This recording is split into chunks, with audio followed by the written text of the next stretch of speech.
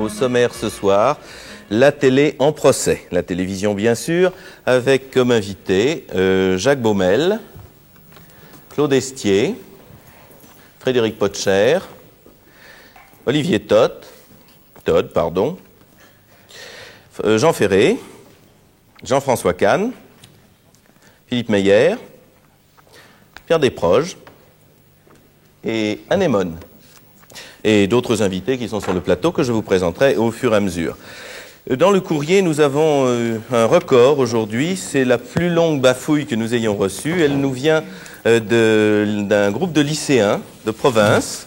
Voici donc cette très longue bafouille. Et je dois dire qu'elle est fort sympathique. Pour une fois, ce ne sont pas des insultes. Et comme ils veulent venir à l'émission, nous les invitons bien sûr, et les lycéens qui veulent venir peuvent faire la même chose.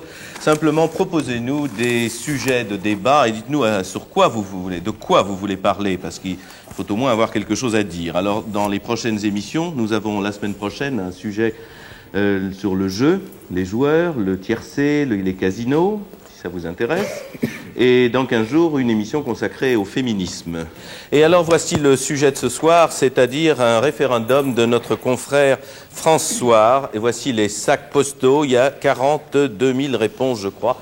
Eh bien, c'est sur ce référendum de François que nous allons commencer notre émission avec nos invités. Et je vais tout de suite demander à Thierry Desjardins, qui est directeur de la rédaction de François, de nous expliquer ce petit référendum. Je vous montre aussi la couverture du journal, puisque voici 92... vous allez nous citer les chiffres, Thierry Desjardins, mais je dois dire que le titre est assez extraordinaire, parce qu'une bombe atomique serait tombée sur un pays étranger, on n'aurait pas mis un titre plus gros. Nous n'avons fait ce titre que sur 6 colonnes. Et oui, nous avons eu l'idée d'organiser ce référendum parce que depuis des mois, nous étions submergés de courriers de nos lecteurs qui protestaient. C'est donc donné l'idée d'organiser un peu ça pour savoir exactement ce que les gens reprochaient. Nous avons donc publié un questionnaire le plus objectif possible, puisqu'il y avait toujours 3 réponses. Est-ce mieux, est-ce moins bien, est-ce la même chose, la regardez-vous plus souvent, etc. Et nous avons été surpris par le flot de réponses que nous avons eu, puisque nous avons eu 43 000 réponses. Et pour donner une comparaison, parce que quand nous organisons un concours avec un voyage à gagner au bout du monde, et en faisant beaucoup de bruit autour de ce concours, nous avons 20 000 réponses à peu près. Et là, les gens n'avaient absolument rien à gagner. Ils devaient au contraire découper le questionnaire, le répondre, trouver une enveloppe, le timbrer, poster. Et là, 43 000 réponses en 5 jours, ce qui prouve en tous les cas que ça passionne les gens.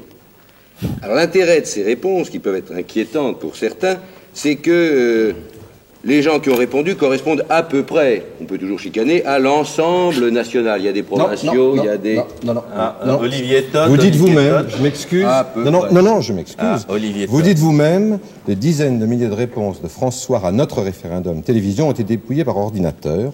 Il est représentatif, cet échantillon, du profil sociodémographique des lectrices et des lecteurs de François. Lequel est représentatif à peu de choses près, car nous avons davantage de Parisiens. Pas de la nation française, de même que les lecteurs du monde ne sont pas représentatifs. Mais ils sont honorables, les lecteurs de François. Merci de les considérer comme très honorables, mais ils ne représentent pas la France. C'est tout. Et là, je ne défends pas les lecteurs. Frédéric Potcher, est votre avis? Une différence. Non, moi, je suis d'accord avec Todd. Avec Olivier Todd, oui. Parce que s'ils ne représentent pas la France, pas du tout. Il ne s'agit pas de représenter la France. Dans mon village des Vosges, on n'est peut-être pas d'accord du tout avec ce que vous pensez que vous avez publié dans François. Excusez-moi, monsieur, mais je ne crois pas que vous représentiez toute la France. Ça, je le crois. Je ne prétends pas représenter toute la France. Je dis que ce référendum est intéressant parce que il y a des gens de tous les milieux, de tous les âges, de province, de Paris. On peut dire non, c'est très bien. Mais tous lecteurs de François. Mais tous lecteurs de François. Mais la différence entre François et certains journaux très spécialisés, c'est que notre lectorat est assez étendu. Cela dit, votre télévision est peut-être merveilleuse. Non, mais Thierry Desjardins... Ces lecteurs qui représentent... Thierry Desjardins, une autre précision. Tous les sondages. Oui, c'est trop facile. Il faut reconnaître que ce sondage, qui n'est pas un sondage, qui est un référendum. Philippe Meyer nous précise la différence. Vous avez d'ailleurs très justement et joliment dit, c'est un référendum. Je trouve que c'est... Parmi les lecteurs de François, on l'a dit. Ça donne ces chiffres. Moi, je voudrais ajouter un mot qui n'est pas du tout... Non, Frédéric Potcher, laissez-moi expliquer d'abord que la différence entre le référendum et le sondage, c'est que le sondage, on va interroger des gens à qui on pose une question, alors que le référendum, les gens d'eux-mêmes décident de répondre, et que là, ce sont des gens qui ont décidé de vous répondre. Et on sait qu'en général, les gens qui écrivent dans ces cas-là sont plutôt les mécontents. En Vous êtes d'accord. Voilà. Ah, bon. Mais là, ils sont plutôt mécontents. Oui, mais 92,8, c'est presque les 99,8. Mais oui, mais ils sont enchantés que les lecteurs paraissent mécontents, voyons. Il y a 43 000 qui ont répondu. Et vous avez combien Attendez, Claude Estier. Non, mais c'est une petite question intéressante. Vous avez combien de lecteurs, François? Il y a 480 000 personnes qui achètent tous les jours François. Bon, donc il y a à peine 10% des lecteurs qui ont répondu. Très bien. Les autres, c'est des feignants, c'est ça. Des proches, oui. C'est un résultat C'est assez difficile de dire tous les autres sont d'accord. La soustraction ne serait pas très honnête non plus.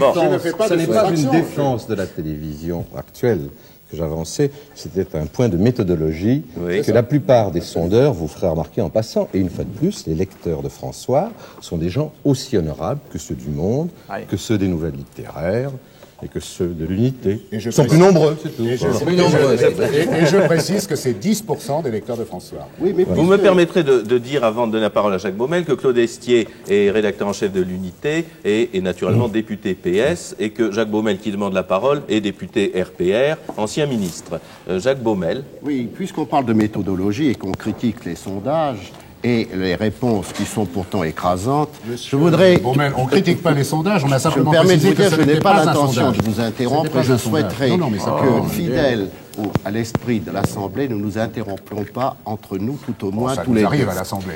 Je pense que ce que vous ne démentirez pas, Monsieur Estier, c'est les résultats, extrêmement précis, de FR3 qui annonce officiellement aujourd'hui que l'écoute est passée de 27% à 24%.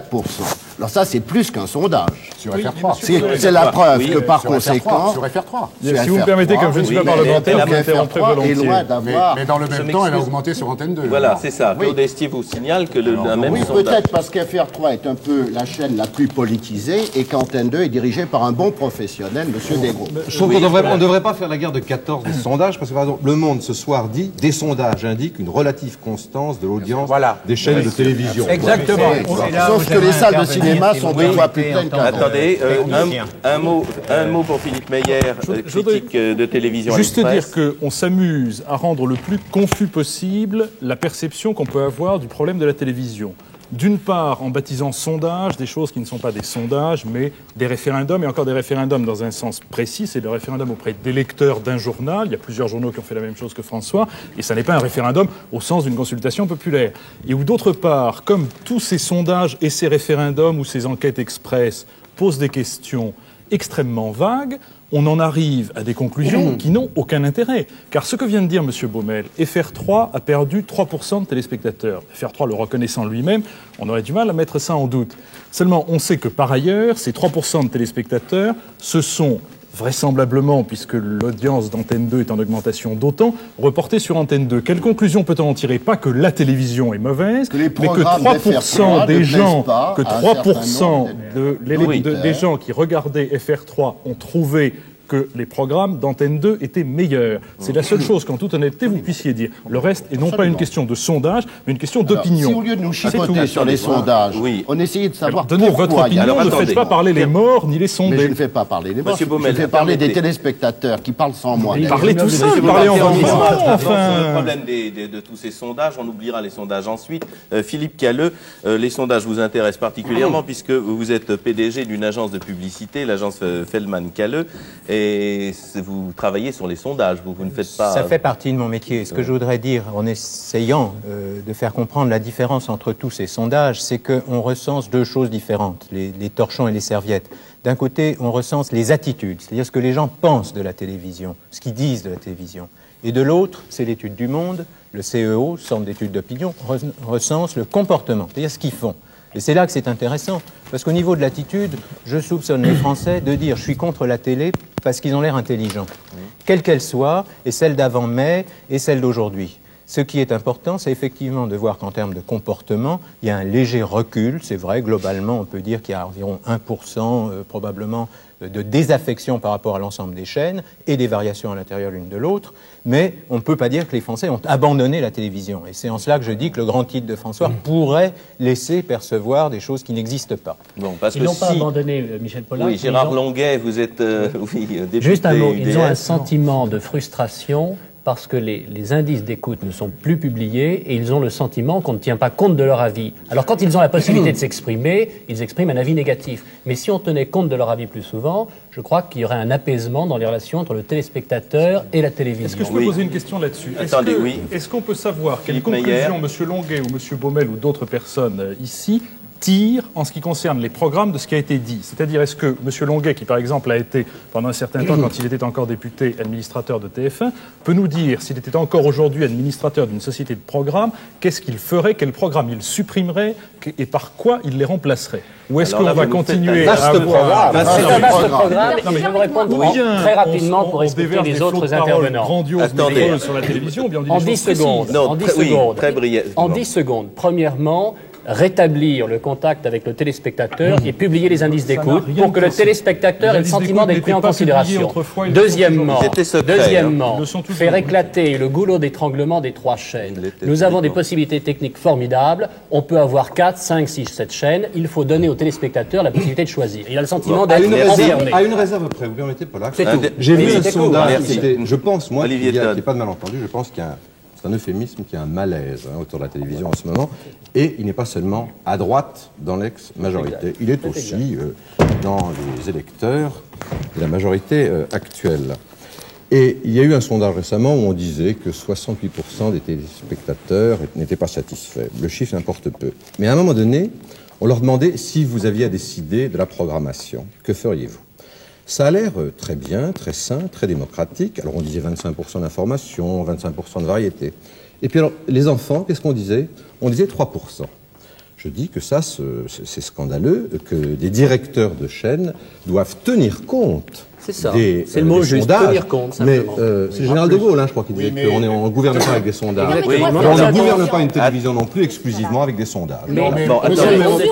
Attendez, Denise Bombardier a demandé la parole depuis un bon moment. Denise Bombardier, journaliste à Radio-Canada, elle avait publié il y a quelques années un livre sur la télévision française qui avait été un peu une bombe, car elle était assez critique. Bombardier. Et oui, et c'était assez critique pour la télévision française, mais ça date de la télévision d'il y a quelques années. Il y a de quelle année? 75, je l'ai 75, bon. Donc vous pouvez faire la comparaison. Un mot, Denise Bombardier. Mais si vous permettez, c'est parce que moi je vois ça de l'extérieur, là vous êtes en train de vous disputer sur les sondages, il y a une chose qu'il faut dire, parce qu'il ne faut pas faire dire aux choses ce qu'elles ne sont pas selon qu'on est de gauche ou de droite. Oui. Dans tous les pays occidentaux, à l'heure actuelle, il y a une désaffection pour la télévision, qui ne se manifeste pas par des baisses de code d'écoute de 4 ou 5%, mais qui commence à se manifester par des baisses de code d'écoute de 1,5, 2%. Et ça, c'est un phénomène... du cinéma partout aussi. Et ça, c'est un phénomène occidental. Donc, si vous partez de ça pour évaluer ce qu'est votre télévision, selon que vous l'aimez ou que vous ne l'aimez pas, parce que vous êtes d'accord politiquement ou que vous n'êtes pas d'accord politiquement avec qui gouverne la France, vous allez faire fausse route et c'est une fausse discussion. On est ici pour discuter du contenu de la télévision. On la regarde, vous la regardez, je l'ai regardée moi aussi récemment durant quelques semaines. Je pense qu'on est ici pour ça. Mais autrement, on va se perdre et ça ne veut rien dire parce que dans mon pays aussi, la cote d'écoute baisse et il n'y a pas eu de prise du pouvoir par les socialistes au mois de mai, voyez-vous. Un petit grain de sel, de Pierre Desproges. Oui, un petit grain de sel, si vous voulez. Oui. Non, ce qu'il ne faut pas perdre de vue, c'est que ce que les gens reprochent à la télévision en ce moment, c'est d'être ennuyeuse, c'est pas d'être socialiste. Oui. Je crois que c'est bien noter ça. Non, je crois pas que c'est drôle. Je vous donne encore un dernier sondage, parce qu'on va terminer avec ces sondages. Le journal du dimanche, demain, publie un sondage qui prouverait que, là encore, 76% des Français trouvent que la télévision actuelle est de mauvaise qualité.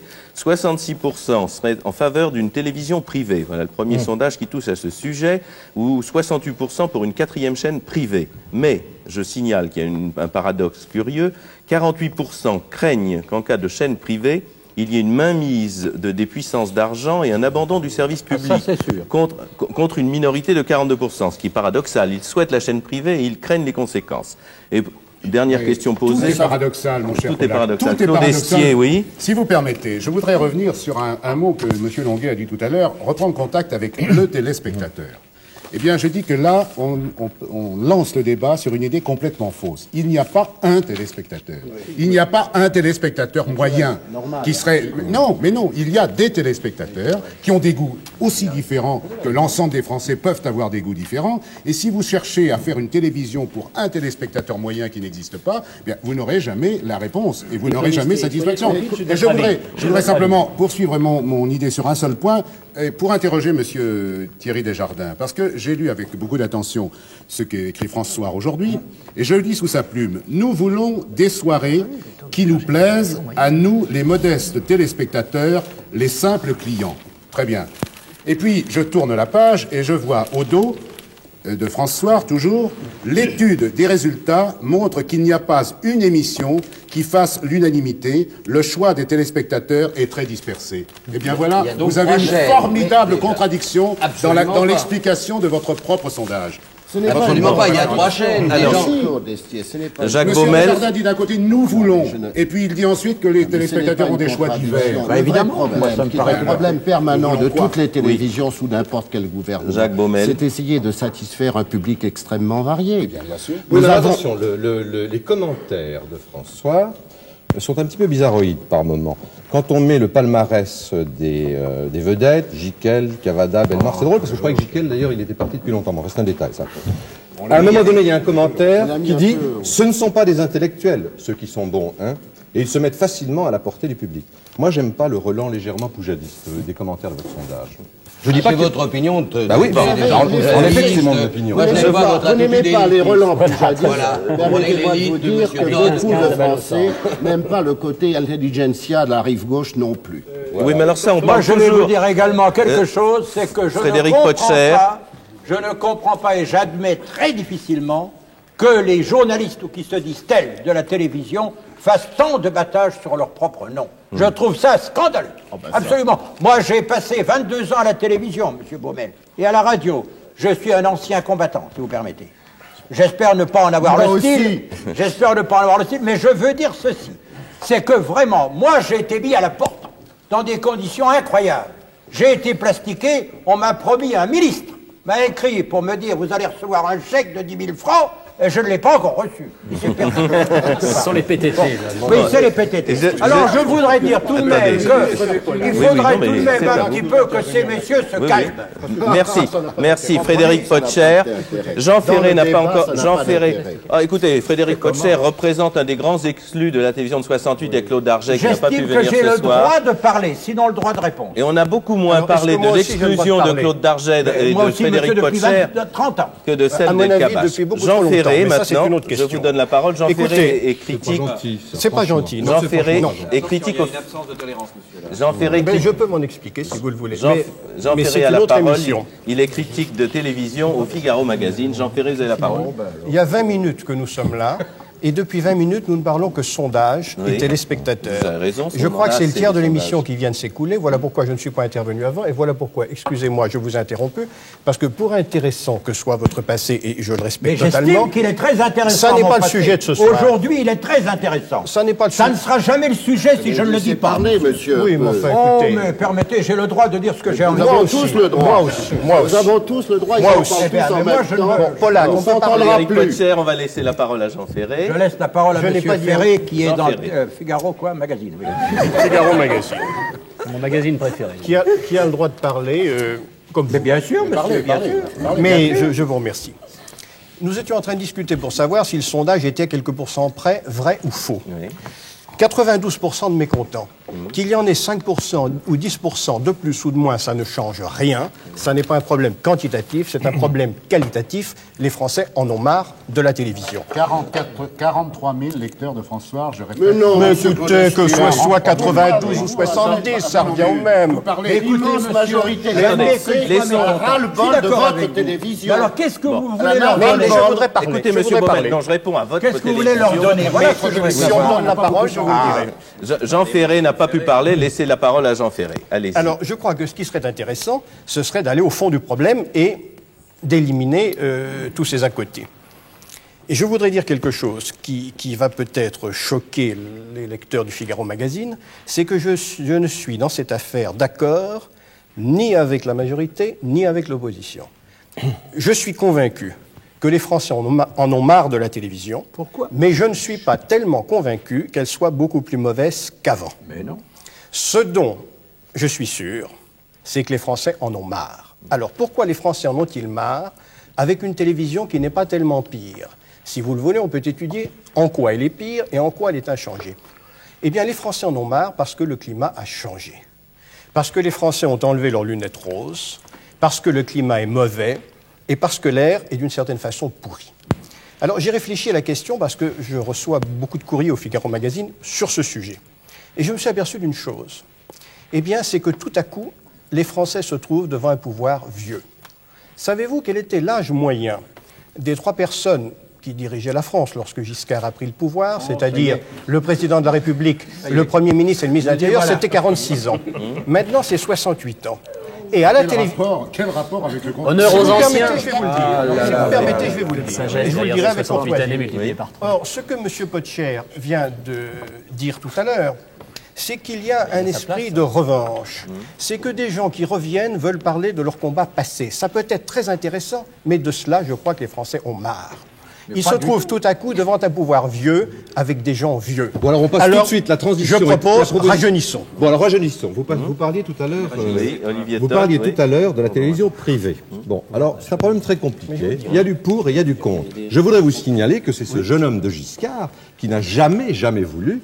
C'est le RPR et c'est l'UDF qui n'a jamais voulu de télévision privée. Et qu'en France, c'est pas la peine pour le moment de parler de la télévision privée, car nous savons que tous les grands partis y sont hostiles. Alors on peut en parler pendant des heures, ça ne fera pas avancer le problème du tout. S'il y avait un véritable référendum national, pas dans François, dans les urnes, ça serait peut-être différent. Alors on peut parler de la télévision privée pendant des heures, mais au nom du libéralisme qui vous inspirait, M. Baumel, qui m'inspire toujours, vous auriez dû être plus militant pour la télévision privée à l'époque où c'était possible. Quand les Français demandent la télévision privée, en fait, ils veulent une télévision plus indépendante, plus libre du pouvoir ou des différentes choses. Et c'est la raison pour laquelle ils craignent, c'est exact, en même temps ils veulent une télévision qui soit à l'abri de toutes les tentations et ils craignent d'autres tentations. C'est-à-dire que la télévision qui aujourd'hui est présentée aux Français, que vous le vouliez ou non, apparaît comme véritablement trop orientée, trop politisée. Et c'est le sentiment profond. Ce n'est pas ce qui est dit du tout. Écoutez, je m'excuse. Regardez. Pas du tout. Trop engagé, 70% des Français trop engagés, objectif 20%. Bon, mais pourquoi est-ce qu'elle est trop engagée? Il a fallu les événements du mois de mai pour que nous ayons enfin une émission honnête sur la Corse. Monsieur Baumel. Bon, Jean-François Kahn qui n'a pas encore parlé. D'après ce que je sais, l'Humanité a fait un sondage auprès de ses lecteurs qui considèrent que la télévision est très anticommuniste. C'est très intéressant, hein? Ben, je veux c'est dire passionnant que ce que je vous dis. Hein. Ce que je vous dis n'a aucun intérêt. Vu le reportage de Francis Rémieux sur l'Afghanistan ou le reportage de Canapa sur le Cambodge. Une seconde, la vérité, on va revenir au contenu. Imaginez ce qu'un historien pourrait dire dans quelques années, dans 10 ou 50 ans. Ce qu'il dira, pas de cette émission, mais de la télévision française, c'est que sous Mollet, sous le général de Gaulle, sous Pompidou, à quelques mois près, sous Giscard, et, je le regrette, mais probablement aussi sous Mitterrand, en ce moment, si le coup de barre n'est pas donné, la télévision fait partie d'un système des dépouilles inavouées. Tous les pouvoirs veulent garder la main dessus. C'est triste, mais les étrangers le pensent. Enfin, Denise Bombardier, oui. Il faut faire sauter le monopole. Attendez, écoutez, Denise Bombardier. Ah, mais nous voilà, nous y voilà. Denise On Bombardier. est majeur maintenant, on peut avoir une télévision sans monopole. Voilà. Attendez. Vous savez, il y a une chose qui Denise Bombardier. il y a une chose qui est réelle à la télévision, ce que les gens n'aiment pas, et aussi dans les autres télévisions, dans les autres pays, c'est l'agressivité verbale à la télévision. Quand on parle tous ensemble, le téléspectateur, sa réaction, c'est de rejeter tout ce qu'on dit. Et j'aime beaucoup vous entendre parler, les Français, parce que je vous trouve très intéressant, très vivant et très drôle quand vous parlez. Mais si vous parlez tous ensemble, les téléspectateurs n'aiment pas ça. Et je crois que dans des résultats de sondage, c'est ça qu'ils expriment au fond. C'est pas ce que vous dites, c'est la façon dont vous le dites. Bon, premièrement.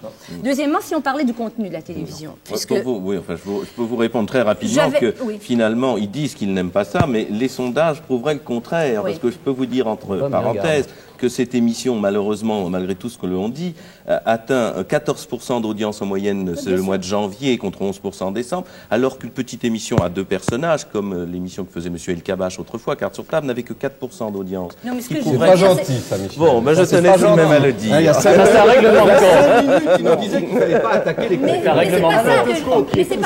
Alain Decaux qui est tout seul fait le double. Monsieur Ferré, vous voyez, vous avez raison, l'esprit de revanche. Denise Bombardier. Vous donnez raison à Ferré. Mais monsieur Pollard, je ne vous visais pas. Je disais simplement que... Denise Bombardier, oui. Je ne vous visais pas. Je disais simplement que quand tout le monde parle ensemble, malheureusement, les gens qui sont assis chez eux se disent, mon Dieu, qu'ils les laissent donc parler, on va les écouter un après l'autre, puisque ici, tout le monde a droit de parole. Et ce qui est peut-être un peu nouveau dans cette télévision. Lorsque j'ai écrit ce livre en 1975, j'avais écrit, malheureusement, je regrette d'avoir eu raison à ce jour, n'est-ce pas, monsieur Estier? J'avais écrit, si jamais la gauche prend le pouvoir, à cause de la culture de ce pays, à cause des pratiques démocratiques dans ce pays, j'ai peur que ça soit la même chose. Or, ce qu'il faut bien constater, et depuis le mois de mai, ça fait quand même un certain temps maintenant, quelques mois, c'est que c'est un peu la même chose. Vous savez, quand j'ai vu, ça a commencé très rapidement, les déclarations de votre ministre Filiou, du ministre responsable de la télévision. Monsieur Filiou. Monsieur Filiou, vous l'appelez. Bon, c'est l'anémone qu'on entendait rire, là. Et alors, quand j'ai vu ces déclarations sur la télévision, quand j'ai vu certaines déclarations de M. Estier sur la télévision, quand je vois le PDG de la télévision venir dire dans une émission remarquable faite par un de ses réalisateurs de talent que le reportage est subjectif, c'est une attaque à tous les journalistes qui sont à la télévision. Vous savez que cette émission à laquelle vous faites allusion est un film qui a été tourné il y a 2 ans et qui avait été interdit par Giscard. Vous parlez des menteurs de Manille. Non, je parle de vos déclarations là. Non, c'est Jeanneson sur le Mexique. Il avait été interdit par Giscard. Non, mais je n'explique pas ça. Non, il a été fait du temps de Giscard, oui. l'ancien régime. Non, mais ce que je veux dire... Bon. Alors, dites-moi une chose, Denise Bombardier, par rapport au Canada, par exemple. Vous trouvez qu'au Canada, par exemple, il y a moins d'interférence entre le politique et la télévision? Écoutez, je ne suis pas ici pour donner des leçons, d'autant plus que ce pays est un pays que j'aime, mais pour toutes les raisons du monde. La première, parce que mes ancêtres y étaient. Mais il est certain d'une chose, moi je fais une émission politique, je suis l'intervieweur politique. Jamais un ministre ne va m'appeler, ce n'est pas dans les mœurs chez nous. Et si par hasard il appelle un de mes patrons, ce que je doute, jamais on va me communiquer ça. Ce qui fait que c'est tout un autre climat qui permet de travailler avec beaucoup plus d'aisance. Et si la télévision à l'heure actuelle, elle est tellement en question, et si les gens ont tellement de difficultés à faire des émissions, et si effectivement, je pense que les Français ne sont pas satisfaits, c'est parce que les gens ne peuvent pas travailler dans un climat de liberté. Et la télévision, vous savez, c'est le tendon d'Achille de la démocratie. Moi, je peux vous dire, Denise Bombardier, que depuis que j'ai fait cette émission, je n'ai jamais reçu un coup de téléphone d'un ministère. Non, mais je ne parle pas encore de vous. Mais je regarde toutes les déclarations. Les ministres, c'est pas comme les ministres, les journalistes. Je regarde toutes les déclarations qui ont été faites par les hommes politiques qui se mêlent. Parce que les hommes politiques, vous savez, dans ce pays, on respecte tant la hiérarchie. Quand un ministre parle, ça a plus de poids et plus d'impact, par exemple, que dans mon pays. Parce que les rapports hiérarchiques sont infiniment moins lourds. Alors, il est évident qu'à ce moment-là, quand un ministre parle, les journalistes sont en stand-by, comme on dit. Ils ne peuvent pas ne pas penser que ça peut un jour les viser. Alors, je dis que, au fond, c'est toute votre société qui est à changer. Et la preuve, votre télévision, à l'heure actuelle, elle fait la preuve que, profondément, ce pays n'a pas encore changé, même si économiquement, il y a des choses qui changent. Alors ça, c'est très important ce que vous venez de dire là en conclusion, parce que vous avez écrit en 1975 un livre sur la télévision française, et vous la jugiez très mauvaise. Je disais qu'elle était gouvernementale et je dis encore la même chose. Voilà, bon, très bien. Non, mais c'est intéressant d'avoir cette précision. Parce que quand M. Baumel parle de notre télévision... Ah oui, non. Il n'y a pas... Bon, Jean Ferré, alors sur ce point, nous allons avoir l'avis des téléspectateurs. Oui. Alors Jean Ferré, ensuite Jean-François Kahn et les téléspectateurs. Vous avez prononcé le mot-clé qui est le mot climat.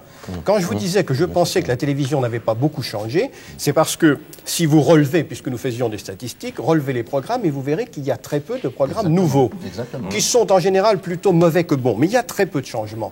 Mais il y a le climat du journal. Il y a des gens qui font une gueule comme ça, qui tous vous disent la même chose, à la même heure, vous passez d'une chaîne sur l'autre, c'est la même chose, et c'est ce climat qui perturbe tout. Je crois que ce serait intéressant que nous parlions du climat et du pourquoi de la chose. D'accord. Jean-François Kahn. Et du changement des professionnels par quelques gens nouveaux. Jean-François Kahn. C'est toute l'affaire. Je crois qu'il faut mélanger. Il ne faut pas mélanger deux problèmes, n'est-ce pas? L'information et les programmes. On peut, quoi qu'on dise sur les sondages, c'est vrai, il ne faut pas le nier, qu'il y a actuellement un phénomène de malaise, un phénomène de rejet des nouveaux programmes. À tort ou à raison, on pourra en parler, mais il y a. C'est pas la peine de chipoter. Bien. Ce qui concerne l'information, c'est différent. Mais enfin, parlons 2 mots d'information. Il se trouve que j'ai participé à cette information de la télévision d'avant le 10 mai. J'y étais. J'ai pu constater, et personne ne peut le nier, que le système était pervers, Monsieur Baumel, n'est-ce pas? Je veux dire, aujourd'hui, personne ne le nie plus. Il était malsain, il était pervers. Je vous dirais qu'il l'est encore aujourd'hui. Je vous dirais qu'il est encore aujourd'hui. Non, mais il l'était. Parce que tout simplement, c'est une télévision d'État dont le patron est l'État et qu'à en France, on mélange l'État et la majorité et on mélange la majorité et le parti dominant. Donc en vérité, c'est la télévision du parti dominant. Vous faisiez partie du parti dominant. Attendez, je vais vous... Bonne question. Mais, attendez, votre question serait très bonne si vous me la posiez après, car je vais peut-être vous répondre. Vous savez, moi, je ne suis pas aussi partisan, militant et dogmatique que vous, d'après ce que je viens d'entendre. Vous allez voir que je vais vous étonner après ce que je viens d'entendre. Après le discours politisé que vous venez de tenir, je vais vous étonner par ma modération et au contraire... Allez-y. De dépasser. Mais Jean-François Kahn termine. J'étais donc vous pouvez me reprocher, vous auriez raison d'avoir servi un peu d'alibi d'ailleurs, c'est vrai. Quand j'ai pu parler, quand j'ai fait une chronique, je l'ai fait d'ailleurs tout à fait librement, je veux dire par là que ce que j'ai envie de dire, je disais, disons que sur 10 chroniques que je proposais, on en acceptait une sur 10, c'est déjà pas mal. C'est pas assez, mais c'est déjà pas mal. Il m'arrivait de rester 2-3 mois sans rien faire, mais enfin au fond c'est agréable. Et cette télévision d'ailleurs, il faut dire une chose, Monsieur Estier, c'est que c'était surtout une télévision de Monsieur Longuet qui essayait de faire en sorte qu'on ne parle pas des amis de Monsieur Baumel, il faut dire la vérité. Car cette télévision était dirigée avant tout, et alors à un point incroyable, contre Monsieur Chirac et le RPR. C'était, Monsieur Baumel, reconnaissez, vous n'étiez pas content, vous n'étiez pas content. S'il y avait une télévision qui vous censurait, qui censurait les propos des gaullistes, qui censurait tout ce que faisait Monsieur Chirac, c'est bien de vous le dire. Bien. C'est diabolique comme manœuvre, mais c'est pas convaincant. Non, mais je vais mais c'est astucieux, remarquez, vous avez raison de le faire. Laissez-moi aller, Monsieur Baumel, laissez-moi aller. Laissez-moi aller jusqu'au bout. Laissez un petit peu le passé, parce qu'on est sur le présent, mais Jean-François Kahn, terminé. Cela dit, après, vient les élections.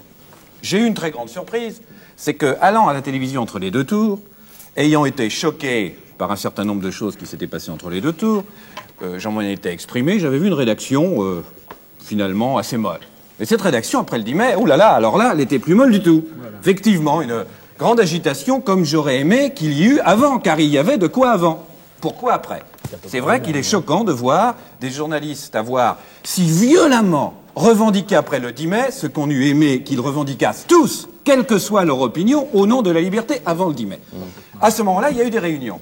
Et on a dit, il faut changer, il faut mettre à la porte un tel, le changement, c'est le changement d'homme. Et j'ai défendu la position que, puisque le système est pervers, il est pervers de toute façon. Et que donc, il ne fallait rien changer.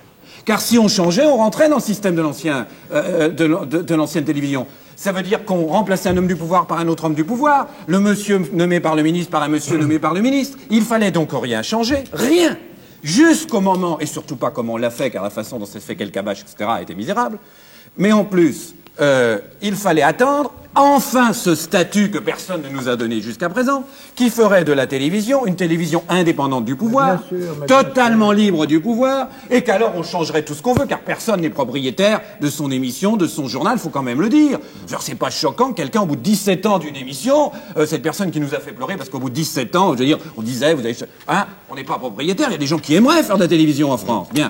Donc qu'on change, c'est pas choquant, mais qu'on change dans le cadre d'un système qui donnait l'indépendance et la liberté. C'est la position que j'ai défendue. On ne m'a pas écouté, comme vous savez. J'ai démissionné. Je vous signale que je suis le seul. Je suis le seul démissionnaire de la télévision d'après le 10 mai, entre parenthèses. Et j'ai décidé de me reconvertir dans la chansonnette. Ferry ne va pas beaucoup apprécier, mais entre nous, si tous les gens qui ne faisaient plus de politique à la télévision, ou de leur fait ou pas de leur fait, se reconvertissaient dans la chansonnette, on rigolerait d'autant beaucoup plus. Attendez, parce qu'il y a encore un mot, Jean Ferré, mais... C'est que vraiment, je n'ai jamais reproché que vous soyez à la télévision sous l'Ancien Régime. Ce que je reproche, c'est que dans le nouveau régime, il n'y ait plus un Jean-François Kahn de l'autre côté qui ait des chroniques. Bon, merci Jean Ferré. Attendez, je voudrais donner un petit peu la parole aux téléspectateurs, parce que nous en avons quelques-uns qui vont souhaiter venir. Il en reste encore. Vous voulez prendre le micro? Voilà, vous vous appelez Monsieur Luc et vous êtes, Monsieur Luc, ouais. Je suis coursier. Voilà. Entre autres, occasionnellement, téléspectateur. Êtes-vous des 98% de mes contents? Non, j'ai pas du tout écrit à aucun journal. Moi, c'est pas mon problème. Je m'arrête seulement au film et au sport. Sorti de là, je regarde pas la télévision parce qu'elle ne m'intéresse pas. Ah, voilà. Et dans les nouveaux programmes, il y en a, vous avez quand même... Dans les nouveaux programmes, j'ai eu plaisir de voir Eddie Mitchell présenter une nouvelle chronique là, sur le cinéma ancien. C'est pas mal. Dommage que ce soit une fois par mois, ce serait 2 ou 3 fois par mois, ce serait pas mal. Donc pour vous, il n'y a pas un changement particulier aujourd'hui par rapport à l'année dernière? Non, parce que moi je sens pas la politique là-dedans, étant donné que je regarde qu'un film. Alors vous savez, dans le western, il n'y a pas tellement de politique.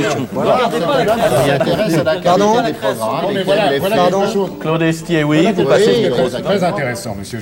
J'apprécie beaucoup ce que vous venez de dire, parce que l'un des leitmotifs que l'on entend tout le temps, c'est qu'il n'y a plus assez de films à la télévision. Bien. Il y a actuellement, du 1er janvier au 15 février, il y a eu 46 films. 8 par semaine. Le soir à 20h30. Hein. 8 par semaine. Donc, vous avez satisfaction, si vous voulez, si vous aimez, ce qui est parfaitement votre droit, les films à la télévision. Seulement les films. Oui, vous aimez ça, vous en avez un pratiquement tous les soirs. Tu sais, vous savez très bien, je parle de films. Parce que, en fait, je crois que les reproches sont plus nuancés que ça. Beaucoup de gens dont on dit qu'ils sont modestes, et par là on entend généralement qu'ils se lèvent très tôt le matin, reprochent à la télévision, me semble-t-il, d'avoir déprogrammé les films, de les avoir poussés très tard. Non, je parle de 46 films à 20h30. Non, en 6 semaines, il y a 46 films à 20h30. Oui, et aussi, on a quand même poussé les films un peu tard, et on a obligé les gens à, par exemple, écouter Droit de réponse avant Dallas. C'est un exemple parmi d'autres. C'est-à-dire qu'on donne une émission un peu dure et didactique. Ils vont pas travailler le lendemain matin, c'est ça. Mais elle n'est pas si dure que ça, cette émission. Il y a eu quelques émissions qui étaient extraordinairement difficiles à avaler. Moi, je me souviens d'une soirée sur Antenne 2 où on a d'abord eu une introduction à la peinture moderne. Ah, moi je croyais que vous parliez de l'émission de Polak. Non. C'était une introduction à la peinture moderne qui était pleine de bonnes intentions, ce que sont souvent les nouvelles émissions. Et l'enfer d'ailleurs est pas incompréhensible aujourd'hui, suivi après par une étude, mais peut-être, mais on parle de la télévision aujourd'hui, les responsabilités sont partagées, suivi par une étude. Et il y a plus d'argent, monsieur Baumel. Vous avez vidé les caisses dans les chaumières. Pas cela, je vous en prie. Ne dites pas ça parce que là, je suis obligé de vous dire le contraire. Parce que je crois que vraiment, si on peut dire une chose précise, c'est que le gouvernement antérieur a laissé en partant les caisses pleines. Non, ça sûrement pas, monsieur. Sûrement pas. Peut-être pas pour votre émission. Non. C'est fait en ce qui concerne les 3 chaînes, il n'y a plus d'argent. Cet après-midi, j'ai parlé à une réalisatrice, parce que cette semaine, j'ai parlé à une trentaine de personnes qui travaillent à la télévision. On fait ses devoirs. Et cette réalisatrice m'a dit, autrefois, pour tel sujet, nous avions droit à 8 jours de salaire. Maintenant, on dit, Coco, t'auras 2 jours. Les caisses ne peuvent pas être si pleines que ça. Non, il n'y a plus d'argent dans les caisses. Je serais très heureux de savoir, de la part du gouvernement, combien ont coûté en centaines de millions toutes les mesures de bouleversement de la télé depuis 9 mois. C'est un autre problème, ça. On vous et combien coûte à la télé le doublement d'un certain nombre de postes? Car actuellement, dans les couloirs et dans les bureaux, je m'excuse de le dire, j'ai les chiffres précis, il y a 2 fois plus de personnes qu'avant. Non, pas 2. Il y a 251 journalistes. Les téléspectateurs demandent... Attendez, une seconde. Les téléspectateurs voudraient parler. Combien coûte votre émission? Écoutez, je n'ai pas les chiffres, je les ai demandés. On n'a pas l'habitude dans l'administration de les donner. Mais je peux vous dire que mon... Non, monsieur Longuet. Le Figaro a annoncé 75 millions, Minute a annoncé 150 millions, c'est absolument faux. C'est pour ça que je vous pose la question, parce que j'ai plus confiance en vous. Elle coûte exactement le prix courant de toutes les émissions de débat. Elle doit tourner autour de 30 millions ou 40 millions, c'est-à-dire le prix de toutes les émissions du même genre. Il n'y a pas eu un sou de plus. On accepte l'augure. Combien est-ce que ça coûtait? Ça coûtait trop cher pour certains. Voilà, monsieur Manessier, attention. La table. C'est dommage que vous ne l'ayez pas dit à ce moment-là, mais on est content de le savoir. Parce qu'on ne me l'a pas demandé. Monsieur Longuet, je vous en prie. Oui, je me tais. Monsieur Manessier est arrivé spécialement de Perpignan, alors laissez-lui la parole. Il est ingénieur chez Pirelli, je crois. Non, pas ingénieur, simplement cadre. Cadre, et il s'occupe d'une association de téléspectateurs. Effectivement. Et étant le seul de province ici, au milieu de 25 ou 30 vous êtes gentil, personnes... moi je viens de la Meuse profonde, très parisienne. Et nous sommes tous je vous en prie, monsieur. Vous avez une activité parisienne, autant que je m'en souvienne. Oui. Aussi, hein. Or, je suis d'abord étonné de voir les personnes qui ont eu le pouvoir pendant 25 ans, qui se sont servis de la télé pour essayer de prolonger leur pouvoir et qui essaient de s'en servir à nouveau maintenant, au bénéfice bien sûr d'un quelques jouets ou novateurs, pour essayer de le retrouver. Bon, ça nous choque parce qu'effectivement, nous voudrions que la télévision soit un petit peu indépendante du pouvoir. Nous voudrions, nous aussi, en province, arriver à une meilleure régionalisation parce que sur ce plan-là, il faut bien dire, il y a des efforts à faire considérables et les quelques-uns qui ont été entrepris n'ont pas toujours été heureux. Imaginez la réaction des Parisiens si pendant 20 minutes d'émission de FR3 Île-de-France, ils devaient entendre une émission en alsacien.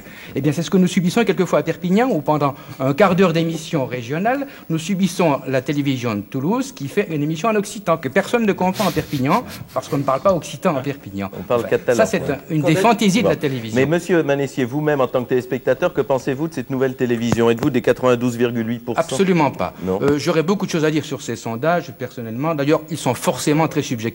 D'autant plus que la télévision est un domaine passionnel, il faut bien le dire, où les réactions sont très épidermiques, où ceux qui sont contre s'expriment plus volontiers, parce qu'on a parlé de 10% de lecteurs de France Soir, c'est vrai, mais parmi ces 10%, il y en avait forcément qui étaient des bilieux, qui étaient forcément des névrosés, il y en avait forcément, je crois qu'il y aurait beaucoup à dire là-dessus. Parmi les électeurs aussi. Parmi les électeurs aussi. Mais la preuve, c'est que vous avez été majorité, monsieur. Ne soyez pas trop politique dans vos déclarations. Donnez aux hommes politiques de prendre des positions politiques, vous en prenez aussi maintenant. Effectivement. Oui, mais on a entendu que ça jusqu'à présent. Ne jouez pas de l'objectivité. Non, mais la différence entre les propos de monsieur et ceux des vôtres, monsieur Longuet ou d'un certain nombre de gens qui inventent des associations de défense des téléspectateurs, oui, c'est Philippe Meyer qui parle précisément en disant ce programme-là m'a plu, ce programme-là ne m'a pas plu, et il explique pourquoi. Oui. Et je pense que c'est ça qui est intéressant et que c'est ça qui peut faire avancer le changement de la télévision dans le sens de la qualité, du plaisir des téléspectateurs et pas les grandes malédictions que vous versez, bien entendu, sans aucune arrière-pensée, à tombeau ouvert sur la télévision. Donc je pense que c'est plus intéressant que nous continuions à écouter monsieur. Si je prends une initiative, tout le monde sait ce que je suis et j'ai sur mon front une étiquette. Quand il y a un certain nombre de nouveaux responsables de la télé, notamment à FR3, qui est la voix de son maître, personne ne dit que les trois quarts sont des socialistes. Vous lisiez le journaux, c'est écrit dans le journal. Vous étiez secrétaire d'État à l'information quand même. Monsieur Baumel, quand vous étiez secrétaire d'État à l'information, vous me fournissez, monsieur Pollack, vous me fournissez une réponse. Et c'est la réponse que je devais à monsieur... Le FR3 Perpignan était président du comité de soutien Giscard d'Estaing. Écoutez, je réponds en tout cas à notre ami monsieur Kahn. Oui. Il m'a un peu asticoté tout à l'heure et je vous réponds à vous. Je crois avoir été du seul gouvernement, c'est-à-dire du gouvernement de Chaban-Delmas, qui a tenté, non sans mal, et dans l'opposition et dans la majorité de l'époque, de faire la seule réforme de libéralisation de l'ORTF de l'époque. Et je m'excuse de vous dire, monsieur Pollack, nous avons mis en place à cette époque, vous savez qui? Monsieur Pierre Desgros, que vous avez repris sur antenne. Alors, je vous en prie. Un dernier mot sur ce point. Non, vous avez fait des efforts héroïques, mais vous n'êtes pas arrivé jusqu'à la crête. Bon, alors simplement, si on pouvait... Parenthèse, Olivier Todd, sur ce point, oui, vous êtes particulièrement concerné, Olivier Todd, à cette époque. Oui, enfin, j'ai démissionné parce que Chaban était un peu intervenu dans les programmes. Mais ça, c'est pas le problème. Vous voulez dédramatiser, dites-vous, la situation. Et je crois qu'en effet, il ne faut pas exagérer. Après tout, la télévision, c'est pas la bombe atomique qui vient de tomber. Mais en même temps, en même temps, cet après-midi même, dans mon quartier, le RPR, c'est bien des gens de chez vous, je crois. J'en suis distribue des tracts de ce genre et font monter une espèce de hargne de colère qui empêche de parler calmement des problèmes. Non mais écoutez, c'est tout.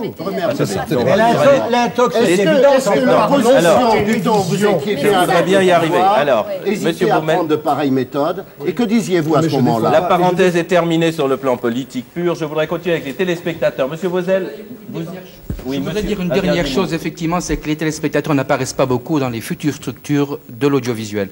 Dans le rapport Moineau, qui en est la quintessence, paraît-il, que ce soit dans la haute autorité, que ce soit dans le Conseil national audiovisuel, que ce soit dans les commissions régionales de communication, il n'y a aucune place pour les téléspectateurs. Alors les journaux consacrent des pages entières et des titres de 15 cm aux soi-disant vœux des téléspectateurs, mais on ne les intègre pas dans les structures. Alors c'est beaucoup plus intéressant. Et les médias qui rouspètent tant refusent d'insérer nos vœux et nos motions quand on leur envoie. Voilà pourquoi il faut essayer de faire des regroupements de téléspectateurs pour qu'ils aient leur mot à dire dans la discussion du prochain statut de l'audiovisuel. Oui. Moi, je voudrais c'est-à-dire aux journalistes. Ah, je m'excuse. Non, vraiment. Donnons la télévision aux Français qui paient la redevance et qui la paient pour pouvoir avoir une bonne télévision. Mais monsieur Baumel, pour l'instant, les associations de téléspectateurs... Mais quelle arrogance intellectuelle. Laissez-moi une seconde.